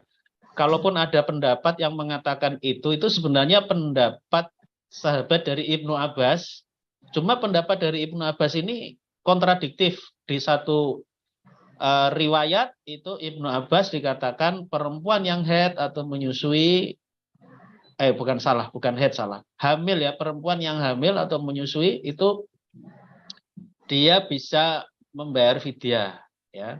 Tapi pada riwayat yang lain ternyata Ibnu Abbas mengatakan nggak boleh, harus qadha. Jadi ini karena ada pendapat dari Ibnu Abbas ini yang bertentangan, ini ya akhirnya ini tidak menjadi rujukan ya. Jadi kalau ditanya mengenai wanita yang hamil atau menyusui apakah dia membayar fidyah ya, saya berpendapat itu tidak ya, tidak boleh mengganti dengan fidyah ya. Yang boleh mengganti dengan fidyah itu ada 3 golongan tadi. 1, orang yang sudah lanjut usia, baik dia laki-laki atau perempuan yang tidak kuat berpuasa. Nah, ini mengganti puasa yang ditinggalkannya itu dengan fidyah. Itu yang pertama. Golongan yang kedua, yang dibolehkan mengganti puasanya dengan fidyah itu adalah orang yang sakit, yang tidak kuat berpuasa, yang sakitnya itu mempunyai sifat tidak bisa sembuh, ya, itu golongan yang kedua yang bisa mengganti puasa dengan fidyah. Golongan yang ketiga adalah seseorang yang meninggal dunia dalam keadaan punya utang puasa, maka keluarganya itu dibolehkan membayar utang puasanya itu dengan membayar fidyah. Meskipun boleh juga mengganti puasanya itu dengan berpuasa. Ya, anaknya berpuasa karena bapaknya punya utang puasa, itu boleh. Itu bisa, anaknya membayar utang bapaknya itu bisa. Oke ya, saya kira itu. Terima kasih. Baik, Ustaz. Tadi di pertanyaan pertama tadi berarti kan konteksnya itu kan harus membayar qadha tahun depan ya, Ustaz ya? Karena di awal itu nggak apa-apa ya, Ustaz ya? Ya, nggak apa-apa. Itu kan penundaannya karena ada alasan yang dibenarkan syariah. Kan? Jadi tidak ada masalah. Karena tahun pertama hamil kan, tahun kedua sudah melahirkan, tapi menyusui kan, menyusui termasuk juga alasan yang dibenarkan syariah. Jadi ya tidak apa-apa, insya Allah tidak berdosa. Ya. Baik, jazakallah Ustaz untuk jawabannya. Lanjut ke pertanyaan selanjutnya. Ini dari Bu Eni ya. Assalamualaikum warahmatullahi wabarakatuh. Waalaikumsalam warahmatullahi wabarakatuh. Kiai izin bertanya, bagaimana jika kafarat jima siang hari pada bulan suci Ramadan, bisakah hanya ngasih makan 60 fakir miskin tanpa puasa 2 bulan berturut-turut? Gimana itu harus urut itu, nggak bisa milih. Nggak bisa milih. Urut. Jadi itu menurut hadisnya, yang pertama itu kalau ada suami istri berhubungan badan di siang hari di bulan Ramadan, itu kafaratnya itu urut, bukan milih ya. Pertama, memerdekakan budak. Kalau memerdekakan budak nggak mampu atau sudah tidak bisa karena perbudakan sudah tidak ada. Yang kedua itu berpuasa 2 bulan berturut-turut. Ya, kalau tidak kuat baru membayar fidyah atau memberi makan kepada 60 orang miskin. Jadi itu urut, bukan milih, ya. Jadi kalau perbudakan sudah tidak ada kan ya berarti langsung ke urutan yang kedua, yaitu berpuasa 2 bulan berturut-turut. Artinya tidak boleh ada yang bolong. Kalau ada yang bolong tanpa alasan syar'i, ya, itu harus mengulang lagi. Jadi di riset ke 0 lagi, riset lagi 0 lagi. Jadi misalnya sudah 1 bulan puasa, tapi terus mungkin dia, aku capek puasa terus, aku pingin sehari makan-makan. Nah ini tanpa alasan syar'i ya, ini berarti dia riset ya 0 lagi. Jadi ibarat kilometer berjalan itu kilometernya nggak dihitung, itu kembali ke 0 lagi, harus mengulang. Kecuali ada alasan syar'i, misalnya 1 bulan dapat 1 bulan, tiba-tiba ada hari raya Idul Fitri atau Idul Adha, boleh nggak puasa pada hari raya Idul Fitri atau Idul Adha? Kan nggak boleh, ya kan? Maka ini tidak puasa. Nanti setelah selesai hari raya dilanjut lagi. Nah seperti ini tidak direset, tidak kembali ke 0, ya tinggal melanjutkan. Gitu. Yang diriset kembali ke 0 itu kalau dia itu putus puasanya tanpa alasan syar'i. Nah, gitu ya. Jadi ini harus diusahakan urutannya, nggak boleh langsung memberi makan 60 orang miskin gitu. Nah, kalau puasa 2 bulan berturut-turut ini tidak kuat, ya, baru yang ketiga itu adalah memberi makan 60 orang miskin gitu ya. Jadi ini ada urutan. Ya, jadi tidak bisa langsung direct atau langsung aku memberi makan 60 orang miskin aja, enggak ya. Jadi ini lakukanlah secara urut ya. Demikian, terima kasih. Baik, jazakallah Ustaz untuk jawabannya. Begitu Ibu Eni untuk jawaban pertanyaan panjenengan. Selanjutnya dari Ibu Anissa ya. Assalamualaikum. Waalaikumsalam. Izin bertanya Ustaz, ada seorang ibu usia sekarang 55 tahun. Dulu sejak hamil, lalu menyusui berturut-turut sejak anak pertama sampai keempat. Dari tahun 1992 sampai 2002, total 10 tahun. Ya. Tidak pernah puasa Ramadan. Nah ini. Karena kondisi yang sedang hamil, lalu menyusui dan hamil sambil menyusui. Ya. Dulu belum paham fidyah, jadi belum bayar fidyah. Dan utang puasa juga masih menumpuk. Apa yang harus dilakukan oleh si ibu dalam pandangan syariat Islam? Ini 10 tahun ini Ustaz, Masya Allah. Ya dikodok ya. Jadi dikodok semampunya, sekuatnya. Gitu ya. Jadi ya berat juga itu, tapi ya apa boleh buat. Itu ya kita tidak boleh langsung milih aku bayar fidyah aja gitu. Enggak, jadi itu fidyah itu nanti kalau memang sudah tua gitu, enggak kuat, misalnya umur 60 tahun mau mengkodok kok enggak kuat, nah itu baru boleh bayar fidyah. Tapi kalau sekarang misalnya masih kuat puasa, itu ya puasa, ya dikodok sesuai dengan jumlah hari yang ditinggalkan. Yang kalau misalnya 10 tahun berarti 30 kali 10 itu 300 hari. Ya berarti itu dibayar ya. Ya santai aja. Pokoknya kita dibayar semampunya gitu. Ya. Gitu. Ini suaminya juga puasa dulu Ustaz. Ya puasanya ya pengertian gitu kan. Baik, begitu Ibu Anissa untuk jawabannya. Ya, jadi kalau misalnya usia 55 tahun kok masih kuat mengqadha, ya berarti itu yang dilaksanakan ya. Kemudian jangan tidak membayar fidyah tapi mengqadhanya ya. Selanjutnya Ustaz, ini pertanyaan dari YouTube dari Ridho Pani ya. Assalamualaikum. Waalaikumsalam. Mau bertanya bagaimana dengan puasa-puasa kita mungkin sebelum kita hijrah yang belum terbayarkan sampai masuk bulan Ramadan. Syukron. Ini ada orang mungkin ya punya masa lalu yang buruk Ustaz, sehingga tidak melaksanakan syariat ya.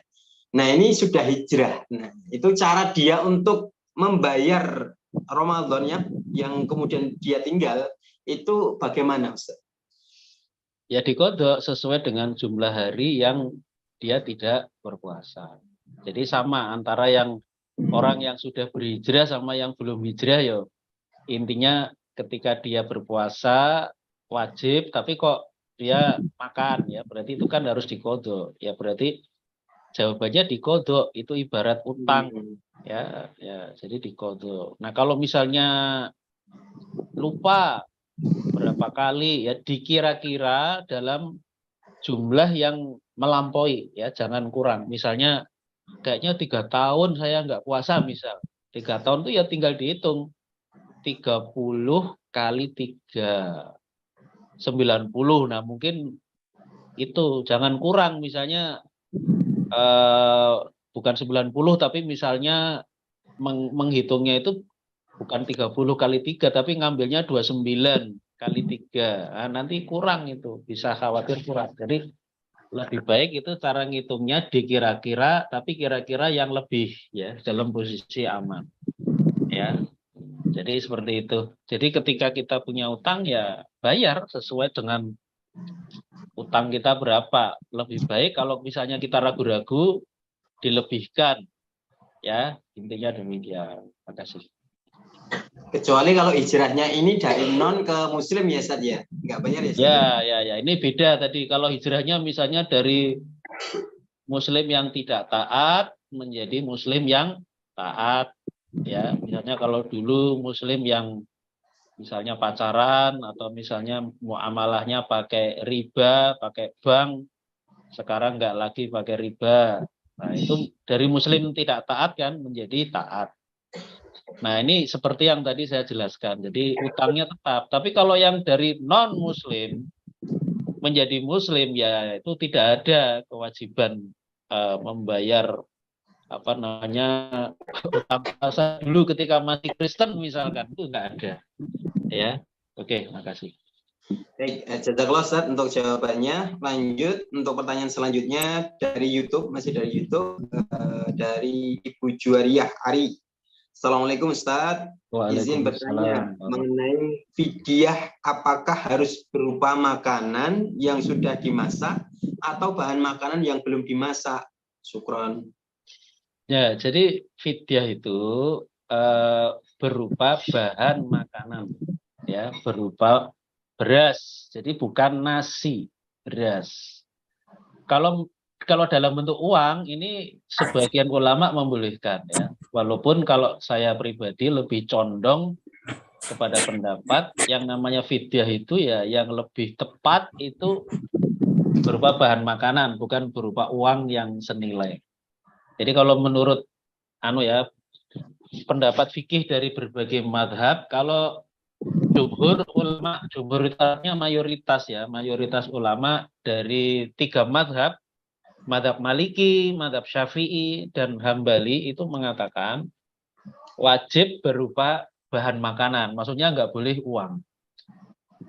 Ada madhab yang membolehkan pakai uang senilai, ya, itu madhab Abu Hanifah, itu membolehkan fidyah dikeluarkan dalam bentuk uang senilai. Ya, misalkan kita mau mengeluarkan fidyah itu misalnya 6 ons, ya, berarti ya tinggal dihitung berapa harganya gitu. Ya. Nah, tapi yang lebih tepat itu kalau menurut kajian saya, bayarlah dalam bentuk bahan makanan, ya.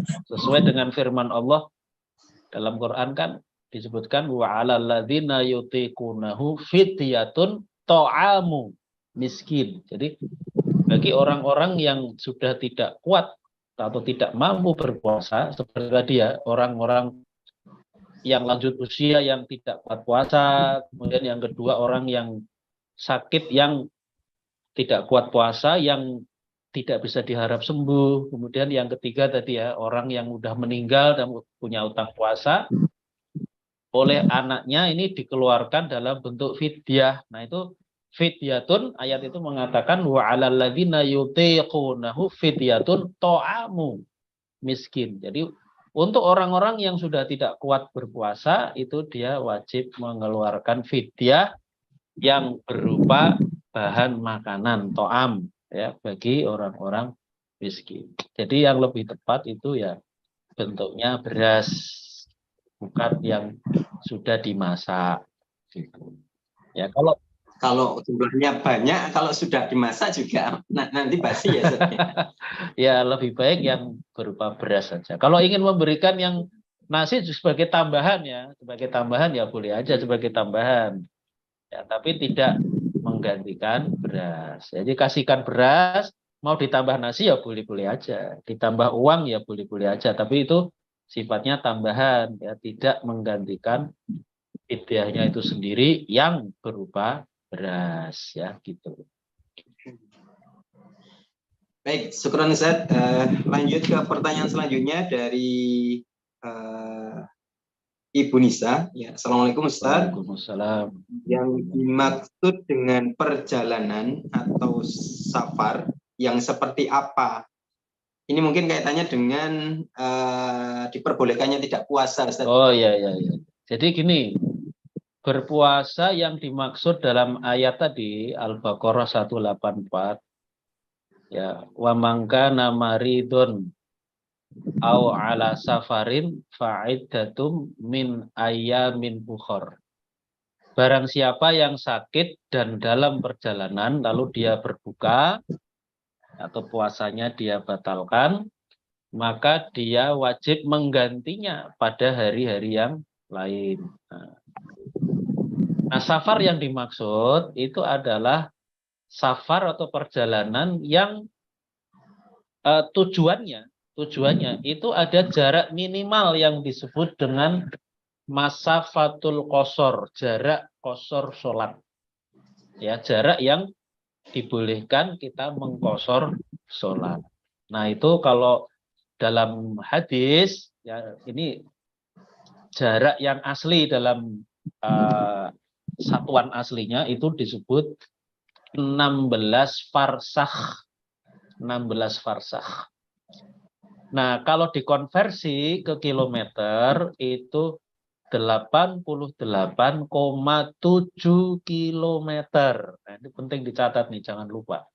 Jadi itu jarak qashar yang kita boleh mengqashar sholat, ya, yang termasuk juga kita dibolehkan membatalkan puasa itu kalau jaraknya minimal ya 88,7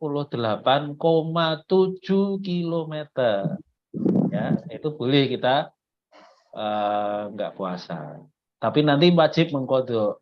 Ya, sebagai contoh misalkan saya tinggal di Jogja, mau ke Solo, apakah sudah boleh saya membatalkan puasa?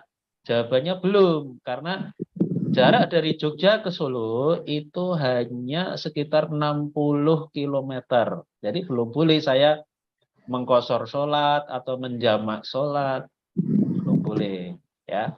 Termasuk juga belum boleh membatalkan puasa. Gitu. Nah, tapi kalau saya ke Semarang, dari Jogja ke Semarang, itu jaraknya sudah boleh itu, sudah sekitar 130-an kilometer. Berarti sudah boleh, karena itu sudah lebih dari jarak qashar tadi, jarak yang dibolehkan kita melakukan sholat qashar atau sholat jama' atau membatalkan puasa. Ya. Tadi jaraknya minimal 88,7 km itu konversi dari satuan asli 16 farsakh, ya, itu 88,7. Oke, saya kira itu ya, makasih. Baik, jazakallah Ustaz untuk jawabannya, Masya Allah. Lanjut ke pertanyaan selanjutnya masih dari YouTube ya, dari Rafat Tala. Ya. Afwan Ustadz, di kampung saya ada tradisi ruahan di bulan Sya'ban. Apakah ini memang hukumnya boleh atau memang kita juga harus ikut acara ngaji di kampung? Syukron. Ruahan itu apa ya bentuknya, Pak? Pengajian biasa atau ada apa gitu? Ini mungkin perlu dijelaskan lagi Mbak atau Mas Rafatal ya, di mana faktanya seperti apa ya, tradisinya ya, itu baru bisa dihukumi. Karena kalau hanya sekedar nama saja tanpa tahu fakta ya, belum bisa ya. Nanti bisa dijelaskan ke komentar selanjutnya insyaallah. Selanjutnya Ustaz, dari Ibu Erna Widiana ya. Assalamualaikum Ustaz. Waalaikumsalam. Tadi saya sudah menyimak golongan yang berhak untuk membayar puasa dengan fidyah. Saya selama 2 tahun menyusui. Terus saya bayar hutang puasa dengan fidyah. Karena kurang paham tentang fidyah, jadi saya tidak mengqadha tapi bayar fidyah. Bagaimana kalau sudah terlanjur seperti itu? Apakah harus dia ulangi qadhanya atau udah biarkan? Ya, itu dibiarkan aja ya, karena sudah berlalu dan belum tahu ilmunya. Jadi memang sebenarnya gini, memang ada sebagian ulama yang membolehkan. Ini masalah khilafiyah sebenarnya. Nah, cuma kalau kita kaji ulang pendapat yang lebih kuat itu ya, kalau wanita menyusui itu yang lebih tepat itu bukan fidyah sebenarnya, tapi dia mengqadha gitu. Jadi kalau orang menyusui ya, termasuk melahirkan, menyusui, kemudian hamil dan sebagainya, itu kategorinya itu sebenarnya masuk ke dalam golongan orang sakit. Nah, golongan orang sakit itu kan mengqadha kan, gitu. Wa mangkana maridon au ala safarin. Nah, itu ayatnya itu. Fa'iddatum min ayamin ukhor. Barang siapa yang dia itu sakit atau dalam perjalanan lalu tidak puasa, maka dia wajib menggantinya pada hari-hari yang lain. Itu Al-Baqarah 184, itulah dalilnya. Jadi orang-orang yang hamil atau menyusui itu masuk kategori besarnya itu sakit. Tetapi sakit yang dapat dianggap apa ya, bisa sembuh gitu. Makanya kalau para ulama itu membuat kategori sakit itu ada dua. Sakit yang bisa sembuh itu dia bayarnya pakai qadha. Tapi kalau sakit itu tidak bisa diharap sembuhnya, itu membayarnya pakai fidyah gitu. Nah, kalau orang menyusui kan tidak menyusui terus kan. Kalau orang perempuan hamil kan tidak hamil terus kan. Artinya itu kalaupun dianggap kondisi lemah disamakan dengan sakit, itu sakit yang bisa sembuh gitu kan. Perempuan kan nggak selamanya bisa hamil karena ada waktu tertentu atau umur tertentu perempuan itu tidak hamil, tidak bisa hamil lagi karena sudah menopause gitu ya, sudah putus haid istilahnya. Jadi karena ada umur tertentu itu dianggap itu seperti kondisi orang yang sakit tapi bisa diharapkan sembuhnya gitu. Jadi perempuan juga nggak bisa hamil terus kan. Nanti ada waktu tertentu atau umur tertentu bagi perempuan yang dia itu nggak bisa hamil lagi udah. Nah, begitu nggak bisa hamil kan berarti nggak bisa lagi menyusui dan seterusnya. Nah, ini kategori besarnya untuk perempuan yang hamil atau menyusui ini kalau dalam kajian yang lebih tepat, lebih mendalam itu ya kategorinya kategori orang sakit. Ya, nah kalau orang sakit bagaimana solusinya? Fa'iddatum min ayamin ukhor, dia wajib mengqadha sejumlah hari-hari pada hari yang lain. Nah, seperti itu. Tapi kalau memang sudah terlanjur ya itu berarti mengamalkan pendapat mazhab Syafi'i, yang mazhab Syafi'i itu mengikuti pendapat Ibnu Abbas. Dan Ibnu Abbas itu mengatakan perempuan yang hamil dan menyusui itu bisa mengganti utang puasanya dengan fidyah. Nah, itu ya itu secara syariat ya itu dibenarkan ya mengikuti pendapat seperti itu. Tetapi seperti tadi yang saya katakan, pendapat Ibnu Abbas ini kontroversial ya atau kontradiktif karena satu riwayat Ibnu Abbas mengatakan seperti itu, wanita yang hamil atau menyusui bisa mengganti utang puasanya dengan fidyah. Tapi dalam riwayat yang lain nggak bisa gitu, harus qadha.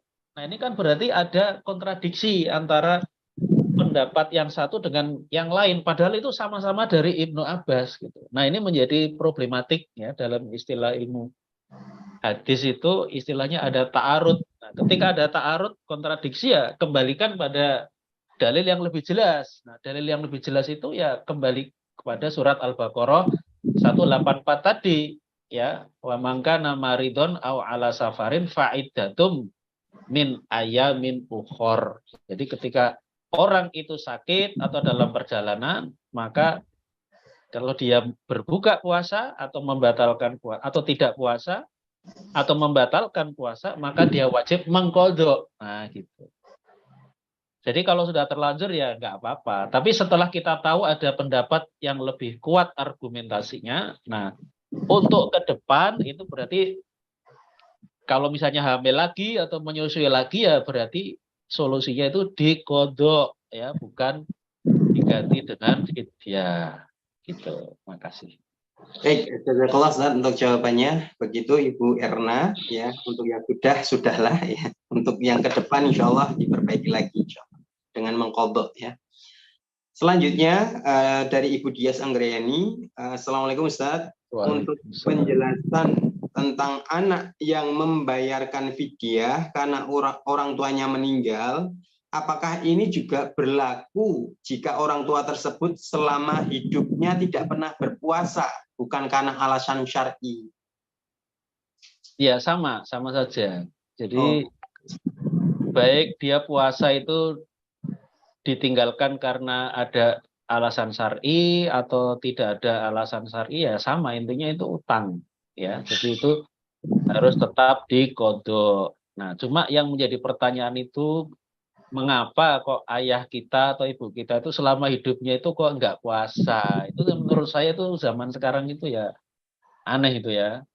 Nah, kemungkinan itu ya orang-orang Jawa kuno yang ya mungkin dia tidak belajar agama Islam dengan baik, tidak mendapat dakwah, ya tidak mendapat pendidikan agama yang baik ya, sehingga orang-orang seperti ini ya hidupnya ya istilahnya Islamnya itu kejawen gitu ya. Islam ya Islam, tapi sholat enggak, puasa enggak. Tapi kalau ditanya agama, ya agamaku ki Islam. Dudu Kristen, dudu aku ki Islam. Ning ora sholat, ora poso lah. Nah, yang seperti ini ya kita menganggap Muslim tapi tidak taat. Nah, sehingga karena masih Muslim ya ini kita anggap itu utang, ya, sehingga ini ya dibayar oleh anaknya atau bisa diganti dengan fidyah, ya. Kalau mau dibayar puasa di anak-anaknya puasa ya boleh, ya. Tapi kalau mungkin itu selama hidup mungkin berat ya. Ya yang lebih praktis, yang lebih ringan itu ya ini karena pilihan ya, bisa kita pilih ya udah dibayar fidyah gitu. Oke ya, itu saya kira jawaban. Baik, Masya Allah ya. Itu untuk Budias pertanyaannya. Selanjutnya dari Bapak Arif Ramadan ya. Assalamualaikum Ustaz. Waalaikumsalam. Saya memiliki utang puasa ketika masih belum hijrah dan saya lupa tepatnya berapa. Untuk kasus seperti saya, bagaimana membayar utang puasanya? Tadi yang mungkin sama seperti tadi, tapi ini yang ini lupa Ustaz, lupa berapanya. Ya, dikira-kira ya, berapa harinya dikira-kira dalam jumlah yang aman. Artinya lebih kita lebihkan ya supaya aman, jangan kurang. Ya, jadi ketika ada lebih itu artinya kita yakin. Jadi yang kita cari itu yakin, ya. Kalau perkiraan kita itu minimalis, ya, nah itu nanti kita ragu-ragu. Nah, ketika antara yang yakin dengan yang ragu-ragu itu carilah yang yakin, yaitu jumlah harinya itu kita lebihkan. Ya, ini saya kasih contoh yang lain antara yang yakin dengan yang ragu-ragu ya pilih yang yakin. Misalnya, nih kalau contoh yang sederhana, kita makan di warung pakai lauk kerupuk. Nah, kerupuk kan biasanya ngambil sendiri kan. Kita terus mau bayar itu kita ragu-ragu. Saya itu makan kerupuknya itu 4 apa 5. Kira-kira mana yang yakin? 4 atau 5? Pilih yang sedikit atau yang banyak? Kita pilihnya yang 5. Soalnya khawatir kalau kita makan kerupuknya 4, itu jangan-jangan 5 gitu. Tapi kalau kita ngambil yang yakin, yang 5, kalau misalnya sebenarnya 4, itu aman, ada kelebihannya nggak apa-apa. Nah itu contoh sederhananya begitu. Kita makan di warung, waduh ini aku mau mangan kerupuk piro ya, 4 atau 5. Ya, saya makan kerupuk tadi itu berapa ya? 4 atau 5. Ya pilih yang aman, bilangan yang aman ya yang lebih besar kita tambahkan. Oh 5 gitu ya. Nah seperti itu juga ketika kita punya utang kepada orang ya, utang uang. Ini 1.500.000 atau 1.600.000, nggak ada catatan. Pilih yang aman gitu, 1.600.000. Termasuk juga utang kita kepada Allah. Itu sama, kita utang kepada Allah. Ini aku ragu-ragu, aku utang puasa kepada Allah itu misalnya 10 hari atau 11 hari ya, ambil yang aman 11 hari. Ya, seperti itu. Islam itu mengajarkan sesuatu yang yakin. Ya, kalau ragu-ragu tinggalkan. Ada hadisnya Rasulullah mengatakan, da ma yuri buka ila ma la yuri buka. Da itu tinggalkan. Utruk bahasa Arabnya. Tinggalkan. Ma yuri buka. Apa-apa yang meragukan kamu, ila ma la yuri buka, menuju apa-apa yang tidak meragukan kamu. Gitu. Jadi kalau ada yang yakin, kita ambil yang yakin. Jangan mengambil yang kita ragu-ragu. Oke ya, jelas ya. Terima kasih. Baik, jazakallah Ustaz. Ya. Selanjutnya, pertanyaan selanjutnya dari Bapak Wiji. Ini nanti mohon mungkin lihat siaran ulang karena sudah dijawab oleh beliau.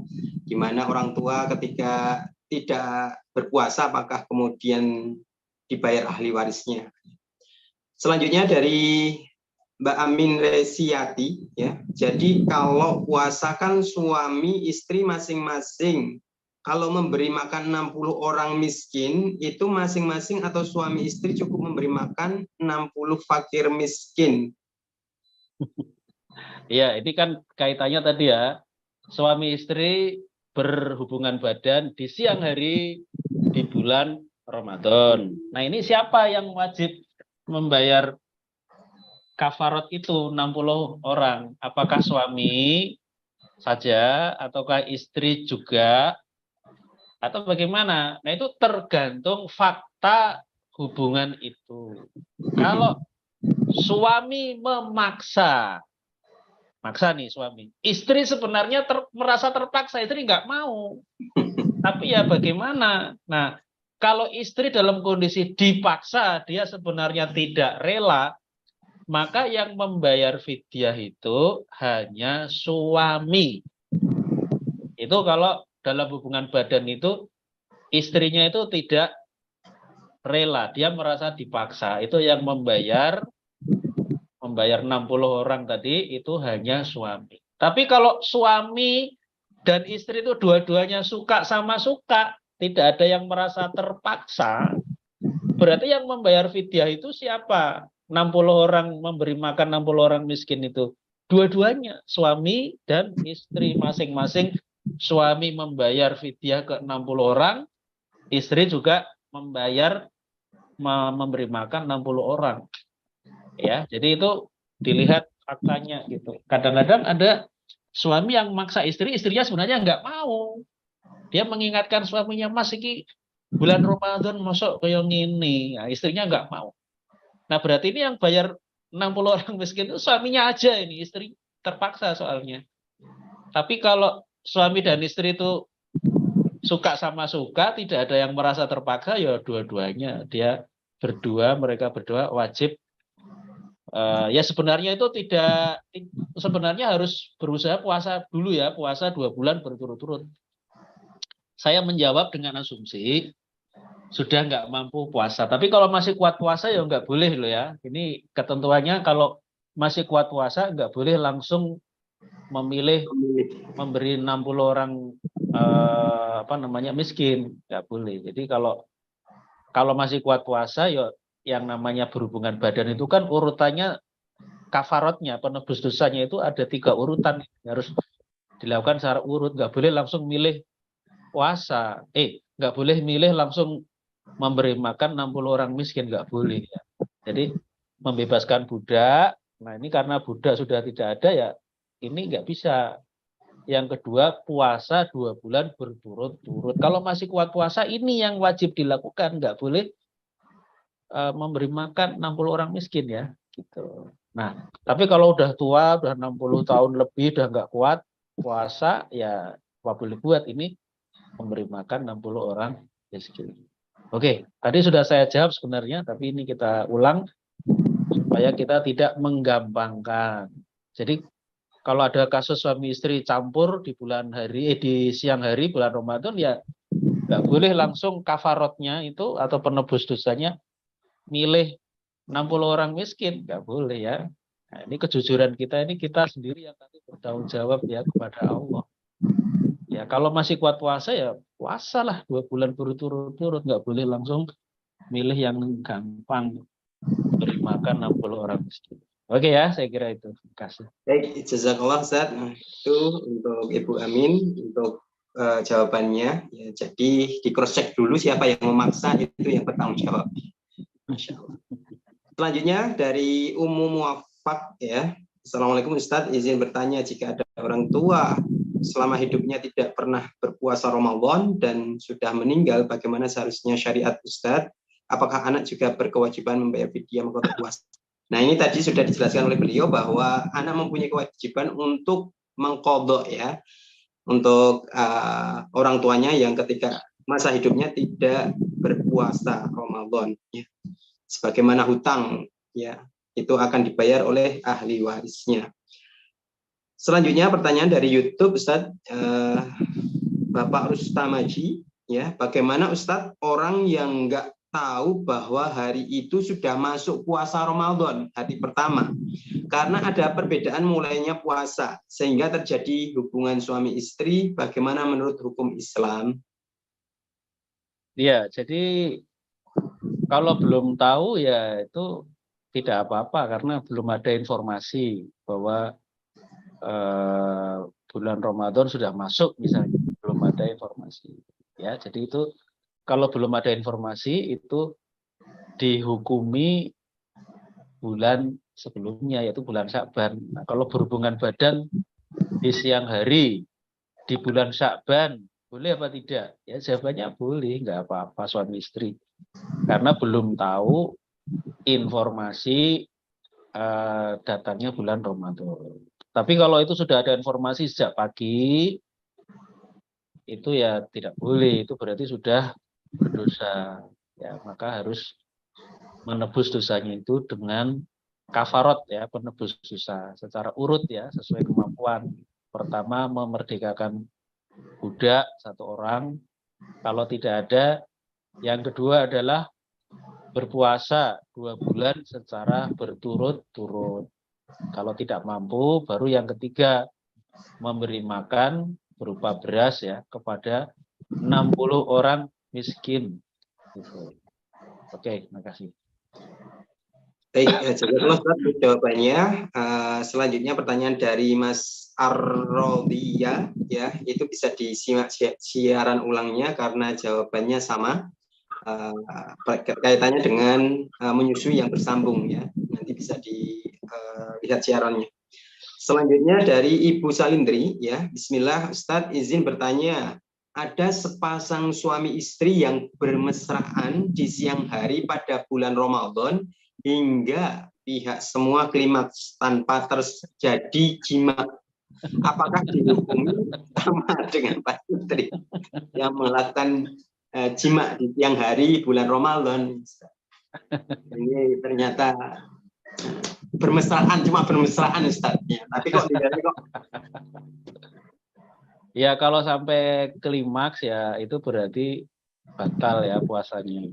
Ya. Harus diqodho, tetapi tidak ada kafarot seperti suami istri berhubungan badan. Jadi kalau tidak sampai berhubungan badan, ya hanya qodho saja. Ya tidak sampai tadi, ya, memerdekakan budak atau puasa 2 bulan berturut-turut atau memberi makan 60 orang miskin, itu tidak sampai itu, ya. Tapi kalau hanya, ya, mungkin bermesraan saja, itu terus sampai kepada klimaks, ya, itu mereka hanya wajib mengqodho, ya, itu saja, ya. Masya Allah. Selanjutnya dari Bapak Sangatta, ya. Assalamualaikum Ustadz, mau tanya, yang boleh atau wajib mengqodho puasa itu apakah anak dari orang tua saja? Bagaimana kalau suami yang mengqodho puasa istri, apakah boleh? Bagaimana kalau istrinya sudah mantan, ya, apakah juga boleh? Ini kaitannya dengan mengqodho puasa. Iya, jadi kalau dalam hadis itu yang berpuasa itu dalam redaksi hadis, yaitu wali namanya. Man mata wa alaihi siyamun soma anhu waliyuhu. Man barang siapa yang mati. Jadi man mata barang siapa yang mati. Wa alaihi siyamun. Sedangkan dia masih punya utang puasa.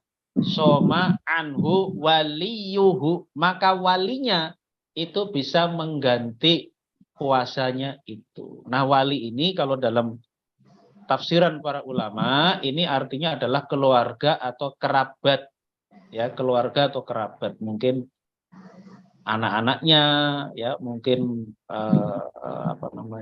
saudaranya, gitu, ya. Jadi wali atau kerabat. Jadi kalau yang meninggal ayah misalkan, ya, itu berarti ya anaknya gitu bisa menggantikan, atau ya suami, antar suami dan istri itu bisa, saya kira, ya, lebih dekat lagi, karena kalau anak-anak itu dibolehkan, ya berarti yang istri lebih dekat lagi, ya itu tentu boleh.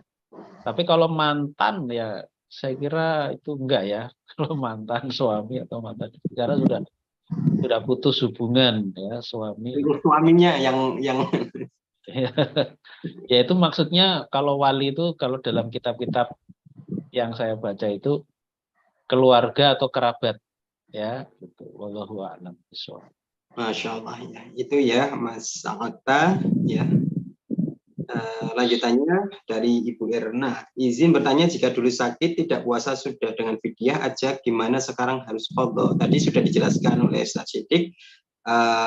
Untuk yang sudah ya, tidak harus mengqadha, tapi untuk kedepannya itu bisa mengambil pendapat yang kuat yaitu mengqadha.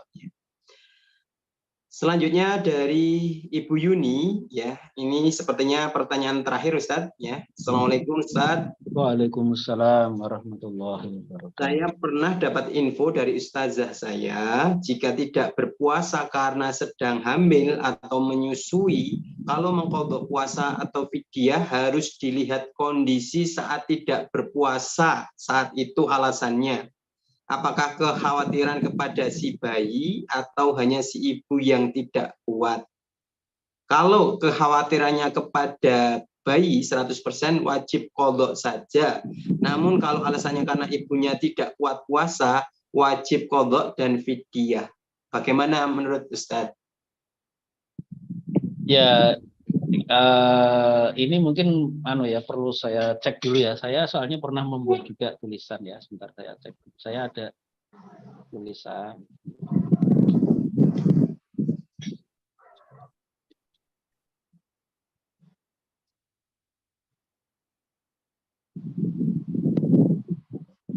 Kalau ini mungkin lebih detail ya Ustaz ya, ngecek alasannya itu apa karena si bayi atau karena ibunya. Ya, ini ada detailnya ya, sebentar. Nah, ini mungkin saya buka, ini ada tulisan saya. Ya, jadi nanti udah kelihatan belum? Sudah Ustaz. Nah, ini kalau Bapak Ibu ada pertanyaan fikih ini bisa mengunjungi situs saya ya. Alamatnya fisilmi-kafah.com. S-nya double, strip, kemudian kafah F-nya double.com. Nanti ada kolom untuk searching. Nah, nanti kita ketik. Nah, nanti di situ bisa kita ketik. Nanti tadi saya mengetik tulisan puasa. Nah, itu keluar tulisan saya ini, hukum puasa bagi wanita yang hamil, menyusui, dan melahirkan. Nah, di sini tuh ada keterangan, ya. Nah, ini pendapat yang rojih atau yang lebih kuat ya dalam kajian saya, ini yang saya blog. Nah, ini. Jadi pendapat yang rojih atau yang lebih kuat, ya, maksudnya dalam kondisi ada perbedaan pendapat. Jika perempuan hamil itu khawatir akan dirinya dan perempuan yang menyusui itu khawatir akan bayi yang disusuinya, boleh mereka tidak berpuasa. Jika kekhawatiran itu tidak ada, tidak boleh tidak berpuasa. Dalilnya dari Anas bin Malik bahwa Nabi memberikan rukhsah kepada perempuan yang hamil, yang khawatir akan dirinya, dan perempuan menyusui yang khawatir akan anaknya untuk tidak berpuasa. Nah, sekarang ini solusinya.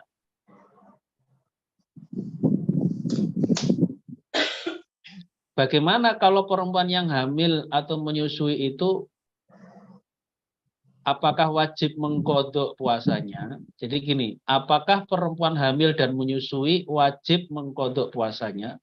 Sebagian ulama seperti Ibnu Abbas dan Ibnu Umar membolehkan mengganti puasa dengan fidyah, tidak mewajibkan qadha. Namun pendapat yang rajih atau yang lebih kuat adalah pendapat mayoritas ulama yang mewajibkan qadha. Apa alasannya? Sebab pendapat Ibnu Abbas itu diragukan, mengingat dalam kitab ini Musonaf Abdur Rozak nomor 7564, Ibnu Abbas justru berpendapat sebaliknya, yaitu wajib mengqadha dan tidak boleh membayar fidyah. Nah, ini yang tadi saya sampaikan, Ibnu Abbas itu punya dua riwayat yang berbeda atau yang bertentangan. Nah, oke ya. Jadi sebentar, ini mungkin saya carikan lagi.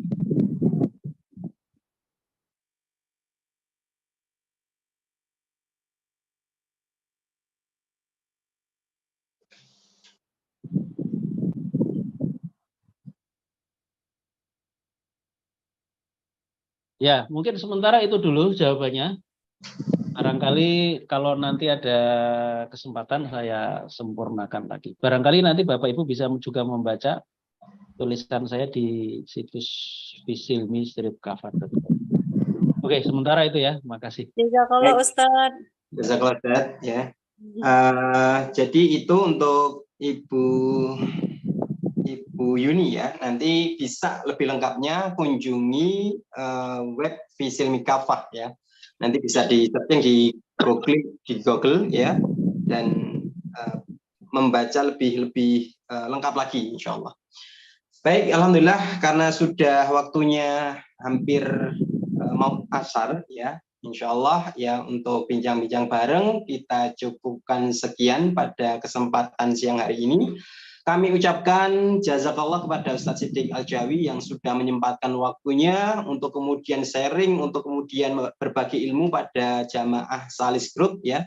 Semoga beliau dipanjangkan umurnya, diberi kesehatan sehingga bisa sharing kembali, berbagi kembali di kesempatan yang lain. Baik, dari kami Salis Group kurang lebih mohon maaf ya. Kita tutup dengan baca hamdalah dan kafaratul majlis. Alhamdulillahirabbil alamin. Alhamdulillah.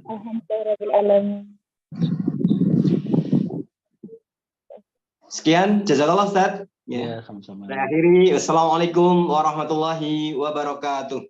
Waalaikumsalam warahmatullahi wabarakatuh. Ustaz. Jazakallahu khair Ustaz.